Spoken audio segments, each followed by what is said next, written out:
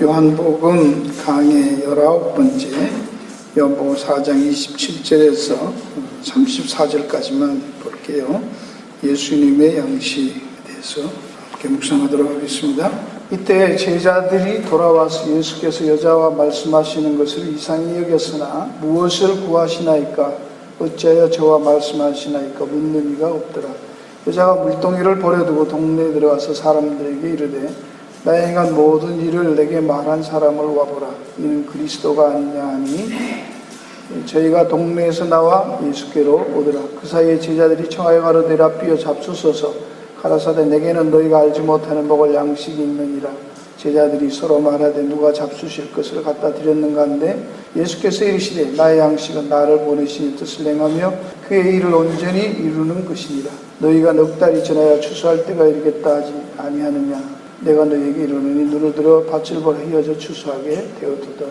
지난 시간에는 예수님으로 인해서 자기가 감추어진 죄를 인식하고 어떻게 하면 그 죄를 해결할 수 있고 하나님 앞 평안을 누릴 수 있는가 하는 것을 예배라는 것으로 알고 있었고, 그래서 그 예배에 대한 것을 물어왔던 사마리아 여인과의 대화를 우리가 살펴보면서 참다운 예배, 하나님이 찾으시는 예배가 어떤 것인가를 묵상해 봤습니다.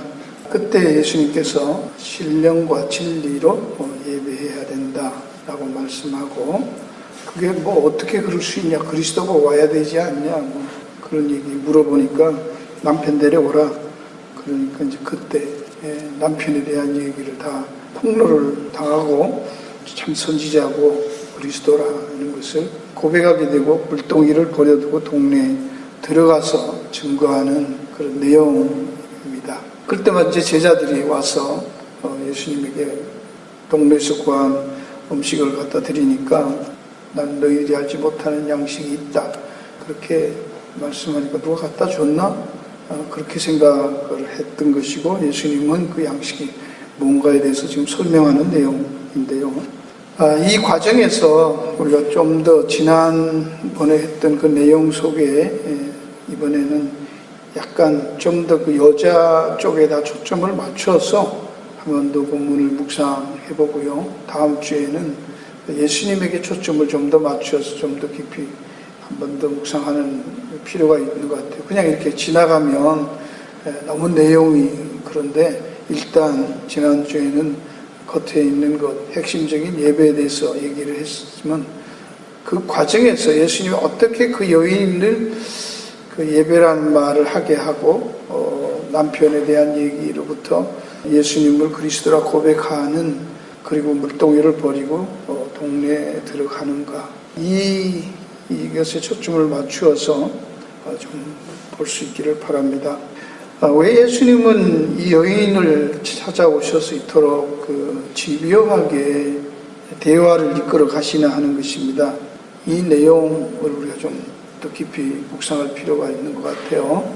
바로 이 내용, 지나가는 내용이지만 꼭 이 여자만 아니라 가장 그 당시로는 가장 천하다든지 무시할 수 있는 한 인간으로서 사마리아 여인과 여자라는 것을 등장시켰고, 그 다음에 유대인들의 관점에서 볼 때 사마리아인과 여자 그러면 이방인보다 더 나쁜, 더 이렇게 저질이라고 생각하는 그런 인물 설정이었고요. 거기다가 이 여자는 또 남편을 드러나지 않았지만 남편을 5번이나 한, 보통 참 한 번 이혼해서 재혼하기도 그게 쉽지 않은데 5번 하고 지금 6번째는 결혼도 안 하고 사는 남편을 가지고 있는 여자잖아요. 그것도 여자, 사마리아인. 이러니까 이 자체로도 벌써 만약에 유대인들이 이런 거를 읽는다면 상상도 할 수 없는 거예요. 인간이라고는 생각하지 않는 수준의 사람이죠. 이걸 좀 우리가 확 와닿을 수 있게.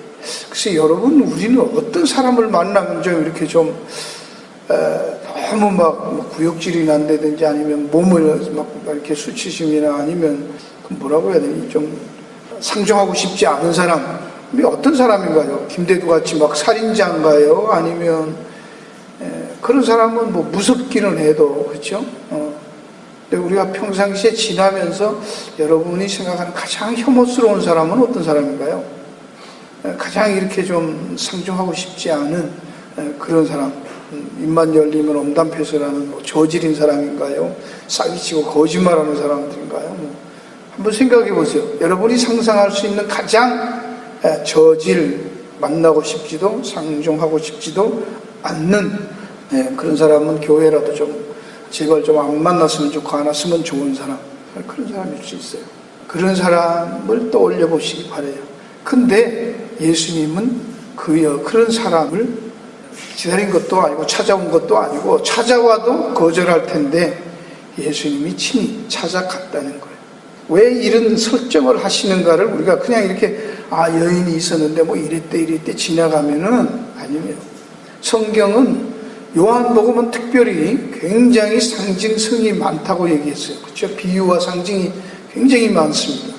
왜냐하면 하늘의 진리를 땅의 것으로 설명해야 되기 때문에 그런 거예요.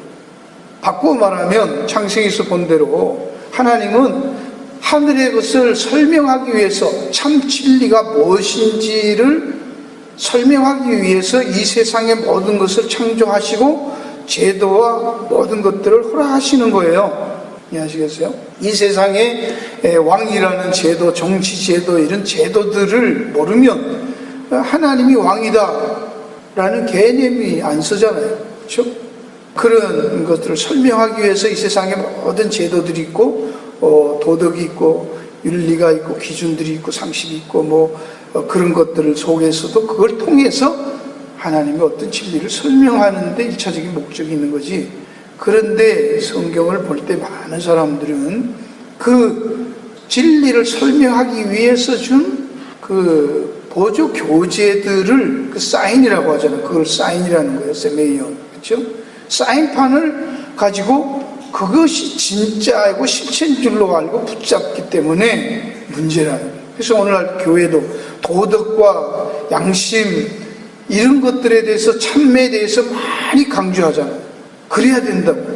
근데 그거 중요하지만 그것이 가르치는 정작 바른 참다운 진의, 참된 의미는 뭔가를 놓쳐버리는 거예요. 이걸 여러분이 놓치면 절대로 안 됩니다. 도덕적으로 살아야 됩니다. 양심을 지켜야 되고 정직해야 됩니다. 그러나 그것이 다가 절대로 아니라 그것을 왜 그래야 되는가라는 것을 가르치기 위해서 하나님이 그런 것들을 주셨다는 얘기예요. 양심을 왜 주었나? 양심을 붙들고 사는 게 중요한 게 아니라 양심이라는 게 뭐고 왜 하나님이 주셨는가 하는 것, 그것을 통해서 뭘 깨달아야 되는가, 무엇을 하나님이 말씀하기 위해서 가르치기 위해서 그것을 주셨는가를 우리가 묵상하지 아니하면 유대인들이 가졌던 바리새인들처럼 이렇게 위선적인 삶, 엉뚱한 거 붙잡는 종교적이고 도덕적인 윤리적인 그런 데서 끝나버릴 수 있는 거예요. 그렇죠? 절대로 성경은 그런 걸 무시한다고 생각하지 마세요. 그러나 그거보다는 차원이 다른 얘기를 하고 있다는 것을 분명히 아셔야 한단 말이죠.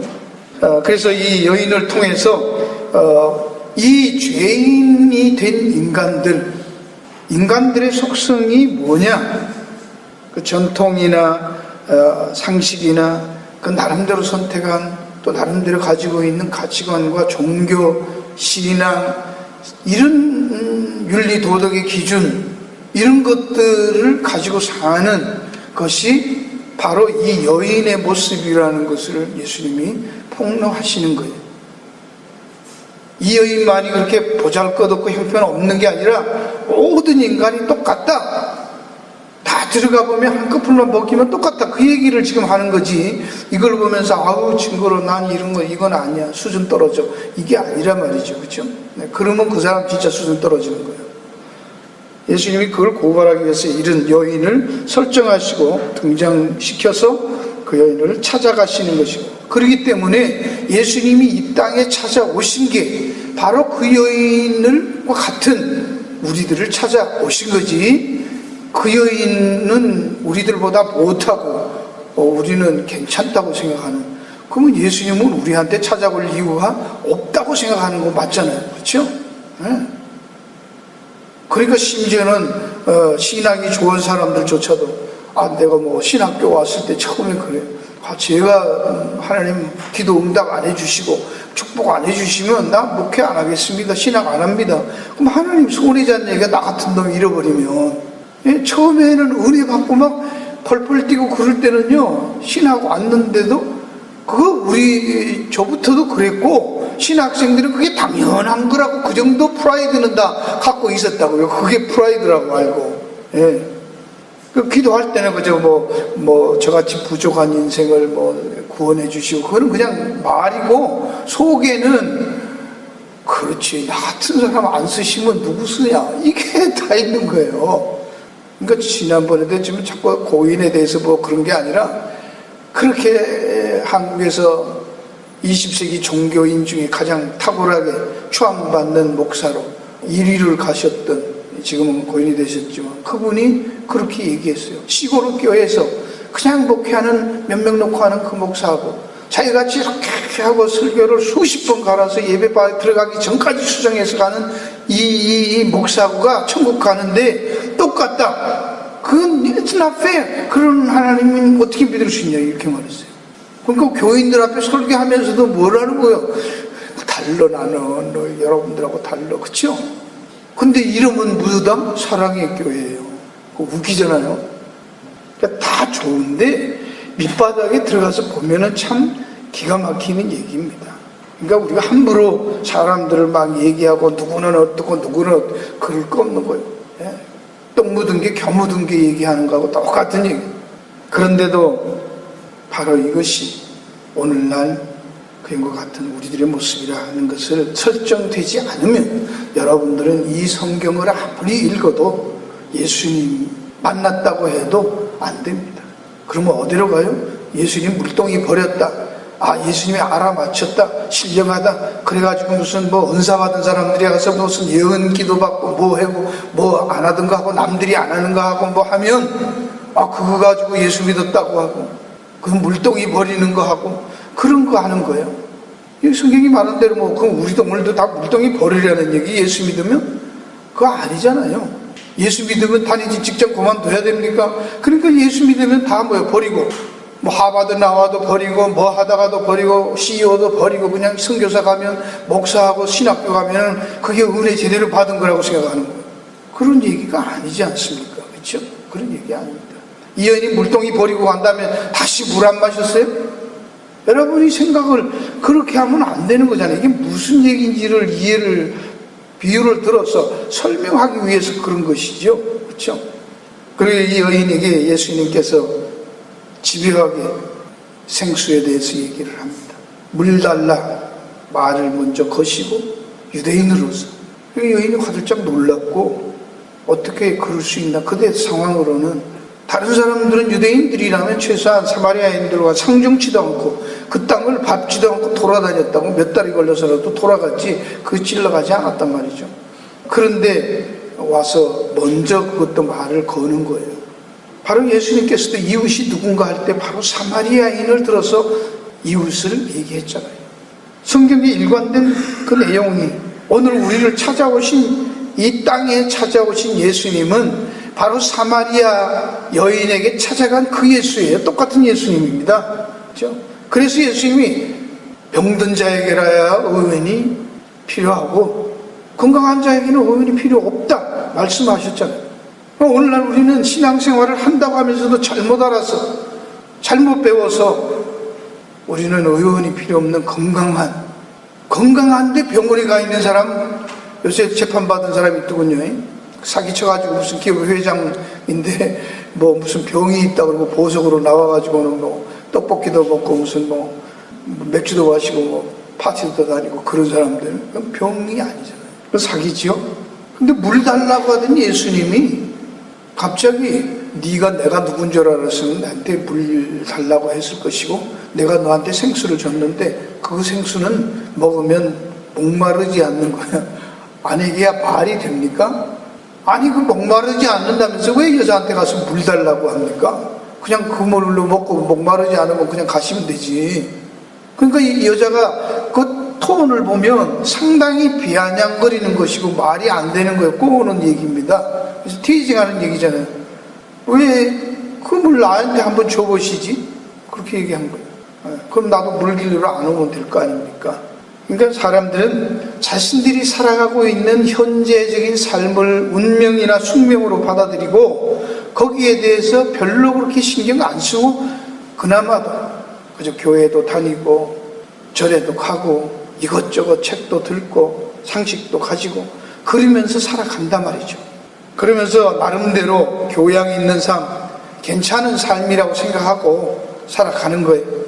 우리는 교회 또 세상의 종교인들까지도요, 자기 나름대로 가진 철학을 가진 사람들도 열심히 하면 된다. 그리고 최선을 다해서 살면 대가가 주어진다. 라는 생각. 나쁜 것은 아닙니다. 그러나 그게 진리는 아니잖아요. 만약에 이 땅에서 열심히 살았는데 그 대가를 못 받은 사람들은 어디서 대가를 받습니까? 정의를 위해서 자기 몸을 불살아서 분신자살한 그런 사람들, 젊은 나이에 잘못해서 회사의 방침에 잘못돼서 요새도 젊은 사람 죽고 뭐 고소하고 고발하고 그런 얘기들이 많잖아요. 그 청춘의 젊은 나이에 죽어간 그 아들이 잃은 부모들, 그 아들의 것을 어디서 찾을 수 있어요? 정직하게 살았잖아요. 그러나 국가가 하는, 회사가 가진 잘못된 시행령 방침들 때문에 그런 희생이 되고 난 그 귀한 목숨값은 어디서 찾냐고요. 세상이 정직하면 됩니까? 그건 정직하라는 말은 밑바닥에 있는 사람들한테만 하는 얘기고 위에 있는 놈들은 전혀 정직하지 않게도 수억씩 해먹고 살고 있잖아요. 그건 누가 합니까? 그건? 그걸 위해서 젊은 사람들이 희생하고 분신자살하고 그래봐야 씨알이나 먹히냐고요. 안 먹히잖아요. 죽고 난 다음에 10년, 20년 지난 다음에 밝혀지면 무슨 소용이 있어요? 여러분, 이런 것들을 보면 남의 말이니까 하지만 그게 내 자식이라면 여러분 참 기가 막히지 않겠어요? 그런데도 그런 식으로 얘기를 한단 말입니다. 정직하게 살아라. 희생하고 살아라. 그걸 누가 갚아주는데? 하나님이 없다면, 천국이 없다면 그런 모든 것들은 다 뭐예요? 가진 놈들이 하는 썰에 불과한 것이죠. 자기들이 누리기 위해서 이용하는 것밖에 없는 것이잖아요.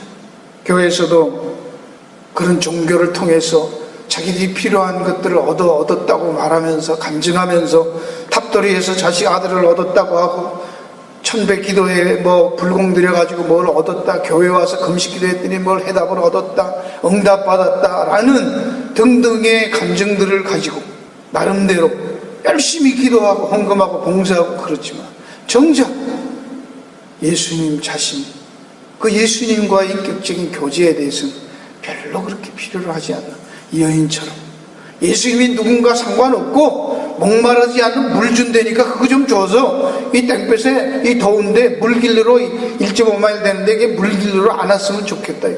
단지 그것 때문에 요구하는 거예요. 오늘날도 교회 다니면서 심지어 교인들조차도 우리의 필요와 우리의 욕망을 위해서 구하고 예수님을 에게 찾는 것이지, 정말 예수님이 어떤 분이고 무엇을 하셨기 때문에 그분을 사랑하고 섬기느냐, 그 얘기입니다. 그러니까 예배라는 것이 무엇이라고 말했습니까? 정말 사랑하는 것, 내 모든 것을 다 주어서 가지고 싶은 것, 그렇게 사랑하는 그것, 그 대상이 을 가지는 것, 그것을 예배라고 했어요. 그럼 세상에서도 다 그런 게 있어요. 근데 성경은 그걸 우상이라고 하고 하나님만을 그렇게 사랑할 때 그거를 예배라고 한다, 그렇게 말했어요. 참된 예배, 그것이 영어로 드린 예배고 그것이 실체라는 거예요. 진리, 그게 실제고 진리라는 거예요. 다른 건 다 헛상이고 가짜라는 거예요. 오늘도 우리는 우리의 필요에 따라서, 인간들의 필요에 따라서 욕망을 채우기 위한, 갈증을 채우기 위한 수단으로 종교를 가지고 있고 도덕을 얘기하고 있지만 정말 참 실체가 무엇인지는 모르면서 그럴 수 있다는 것입니다. 그런데 이 여인이 예수님과의 끈질긴 대화 끝에 예수님이 그리스도라는 고백을 하게 됩니다. 어떻게 그렇게 됐을까라는 거에 대해서 우리는 뭐 별게 없잖아. 그냥 얘기 한참 하는데 그리스도라 이러니까 그냥 예수 믿었나? 그리스도를 믿었나? 그렇게 생각하지만 거기에는 예수님의 아주 짧지만 깊은 그런 대화가 있었다는 것, 예수님의 수고가 해산하는 수고들이 있었다는 것을 우리는 다시 한번 볼 수 있습니다. 예수님은 그 여인을 변화시키기 위해서 의도적으로 돌아가야 하는 그 길을 사마리아라는 당시 사람들이 또 제자들만 해도 싫어한 그곳을 찾아갔다고요. 우리가 아는 대로 오순절 지난 다음에도 제자들은 이방인들을 상종하는 것을 싫어했잖아요. 그렇죠? 베드로만 해도 그 설교했던 성령을 가지고 3,000명씩 회개시켰던 그 베드로가 바울에게 야단 맞은 게 뭡니까? 오순절 후에 이방인들한테 먹다가 유대인들하고 싹딱 자리나서 같이 안 입은 거 입고, 고넬료 집에서 왔을 때도 보자기 내려왔을 때도 아니라고 하나님 앞에 그랬던 사람입니다. 그런 사람들이 예수님이 가자고 하니까 따라왔지만, 그리고 예수님을 위해서 사마리아 동네에 들어가서 음식을 구해올 만큼 선생에 대한 예의가 있었죠. 그러나 참 양식이 뭔가 알았냐고요? 몰랐잖아요. 왜 예수님이 그렇게 하고 있는지, 그 여인과 대화했는지 관심 없었다 그 말입니다. 그 여인이 예수님과 대화하고 그리스도라는 말을 하고 고백하게 되는 것을 보면 우리는 여기에서 구원이라고 하는 것은, 그리스도를 고백하는 것은 절대로 인간의 지식과 깨달음과 그의 상식과 스마트함에서 나온 게 아니라는 거예요.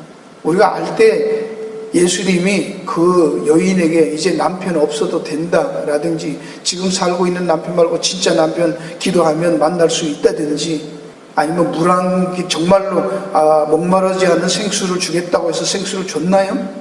그런 체험이 있나요? 없습니다. 말로 하고 끝났습니다. 그렇죠? 그런데 확 바뀐 거예요. 그리스도를 알아본 거예요. 이게 지난번에도 말씀했던 것처럼 이게 뭐예요? 여자가 왜 얘기한 거잖아요. 목자가 잃은 양을 찾은 거잖아요. 여인이 찾은 게 아니라 예수님이 와서 그 여인을, 잃어버린 양인 그 여인을 찾은 거예요. 그리고 목에다 걸고 가서 사람들을 불러놓고 잔치하는 그 모습을 바로 요한복음 2장에서 했던, 포도주 떨어진 집에 포도주가 되어서 그 혼인잔치 새롭게 시작하는 것 같은 그 얘기를 지금 하고 있는 내용입니다. 다시 말하면 예수님은 그 멀고 먼 길을 돌아서 남들이 가지 않는 길, 혐오하는 그 길, 그 대상을 찾아오셔서 바로 그 사람을 찾아서 뭘 했다고요? 자기 아내 삼는 거잖아요. 신랑이 되어서. 이게 비유잖아요. 그렇죠? 그냥 와서 뭐 좋은 얘기 해주고 상담해주고 이러니까 믿음으로 살아라 이런 얘기가 아닙니다. 예수님이 프로포즈한 거잖아요. 그 여인에게. 그 여인을 아내로 맞이한 거잖아요. 더 극적으로 말하면. 그렇잖아요? 남편을 다스신하고 지금은 결혼도 안 하고 하는 그런 여자를 나하고 살자고 예수님이 아내 삼아서 설득해가지고 자기 아내 삼는 과정이에요. 이게 어떻게 적은 이야기입니까? 이게 느껴지지 않으면요, 부부 사랑이 뭔지, 부부가 어떻게 사는 건지, 예수님은 신랑이고 교회는 뭐 아내다, 이게 다 헛연불이에요. 그렇죠? 공연불이잖아요. 하나님의 사랑에 대해서 우리는 모르고 있어요. 좋을 때만 사랑해요. 많은 분들이 뭐 얘기를 해보면 뭐 그런 얘기들을 해요. 이제 좀 알 것 같다고. 이제 하나님의 사랑이고 좀, 그러나 조금 더 수틀리고 뭐가 좀 안 되면 하나님이 이러실 수가 있습니까? 내가 뭘 잘못했냐. 그러니까 호세아서에 있는 고멜하고 너무나 똑같은 거예요. 수틀리면 튀어나가는 거예요, 그냥. 그러니까 이 여인이 알고 물동이를 버리고 들어가서 사람들에게 전합니다. 근데 여러분, 여기서도 한 가지, 우선 이 여인이 들어가서 막 내가 그리스도를 만났다, 와봐라, 그렇게 전하잖아요. 그러면 이 여인이 다시 물길로 안 왔고 그 남자하고 다시 안 살고 도덕적으로 깨끗하게 살았는지 알아요. 그 얘기는 없다고요. 아시겠습니까? 성경은 그 다음 얘기는 안 합니다. 가늠하다가 현장에서 잡힌 여인에게 예수님이 용서해 주시고 다시는 가서 똑같은 죄 짓지 말라 얘기하셨을 때도 그 여인은 평생 그렇게 테레사 수녀처럼 살았는지 그 얘기는 없다니까요. 우리가 예수 믿은 다음에 여러분이 얼마나 거룩하게 살고 얼마나 영향력을 미치고 사는가 그 얘기는 없다고 성경이 어디 그 얘기하고 있습니까? 어디고요? 없어요. 근데 우리는 그거 붙잡고 늘어지고 살잖아요. 처음 예수 믿은 그 첫사랑은 버리고 그 예수 믿고 난 다음에도 계속해서 예수 믿고 난 다음에 죄는 또 지으면 되나 어떻게 하면 되나 회개해야 되나 안 하면 어떻게 되나 그런 얘기하는 거예요. 그죠? 근데 마치 이제 물동이 버려두고 떠나가는 얘기입니다. 그 여인이 물동이 버리고 갔으니까 우리도 물동이 버리자 그러냐만 그 얘기가 무슨 얘기인가. 예수님께서 제자들이 왔을 때 나는 너희가 알지 못하는 양식이 있다 이렇게 말씀하신 그 양식, 바로 이 여인이 물동이를 버려두고 간 것은 그걸 그 양식, 예수님이 했던 그 양식을 먹었기 때문에 버리고 갔다 그 얘기입니다. 그 양식은 34절에서 예수께서 이르시되 나의 양식은 나를 보내신 이 뜻을 행하며 그 일을 온전히 이루는 것이다. 이것이 예수님의 양식이라고 말씀을 해요. 요한복음 6장 38절 40절에도 하늘로서 내려온 것은 내 뜻을 행하려 함이 아니요 나를 보내신 이 뜻을 행하려 함이라.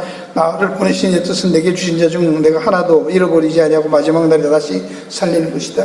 이런 양 다 잃은 양을 찾는 거예요. 없는 양 내 양 만드는 게 아니고 잃은 양 찾는 거예요. 잃은 거 찾으시는 거예요.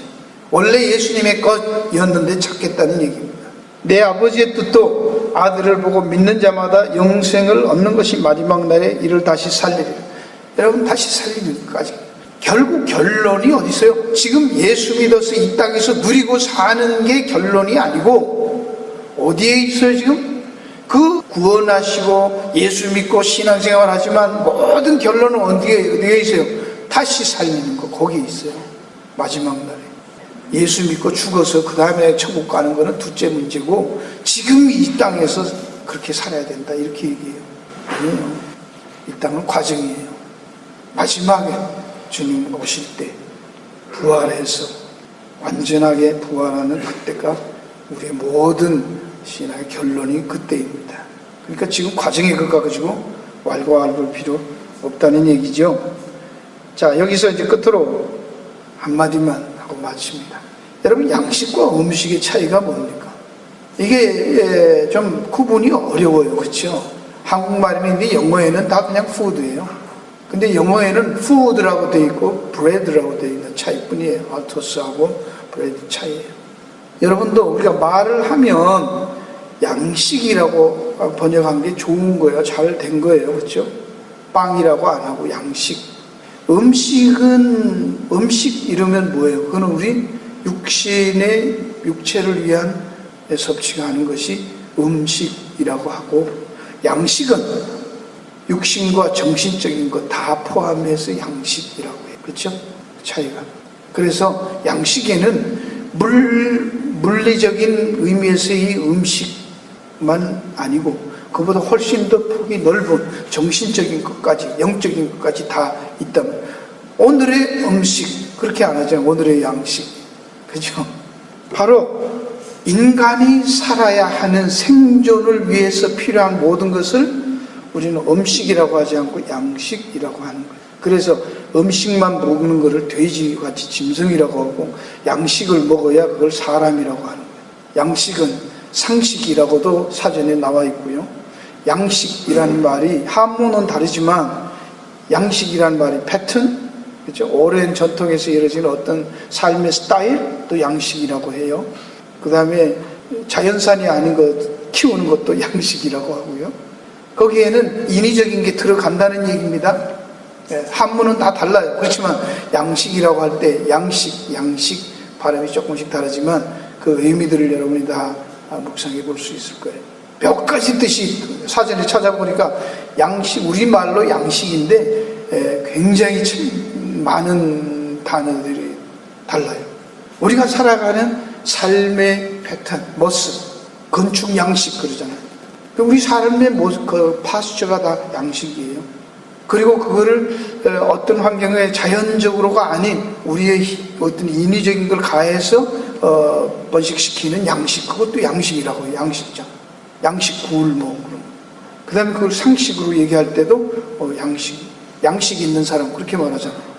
교양 있는 사람, 그 양식 있는 사람이에요. 바로 성경이 말하는 이 전 뜻을, 양식은 한국말이 갖고 있는 양식이라는 모든 말에 다 포함되는 거예요. 그래서 예수님이 사람이 빵으로만 살 수 없고 하나님의 말씀으로 살아야 합니다. 그게 참 양식이라는 거예요. 다른 것들은 다 썩을 양식.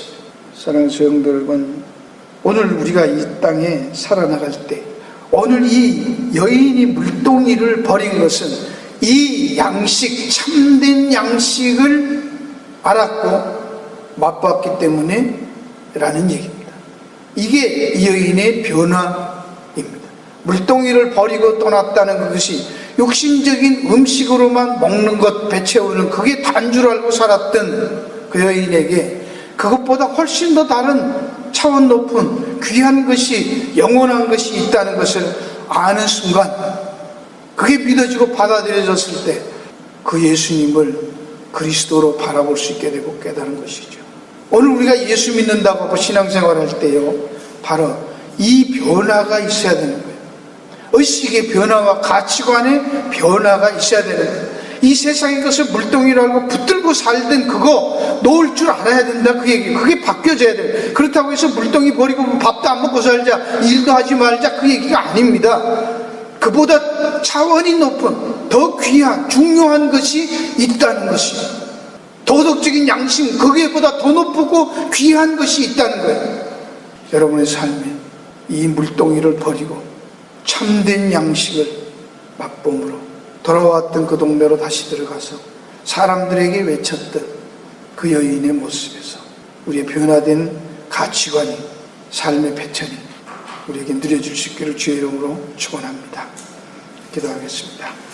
하나님 아버지, 감사를 드립니다.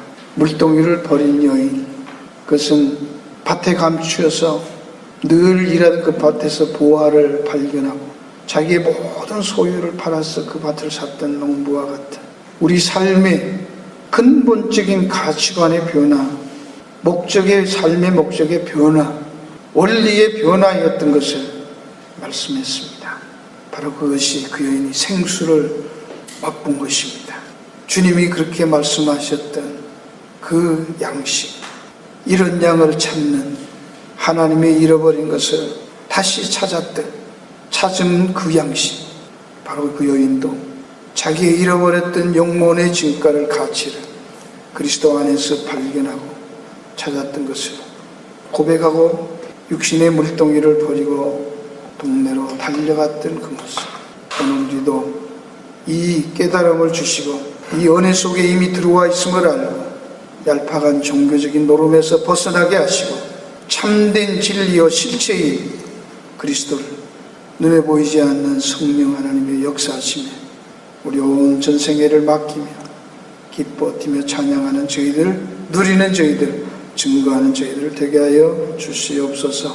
예수님 이름으로 감사하며 기도하옵나이다. 아멘.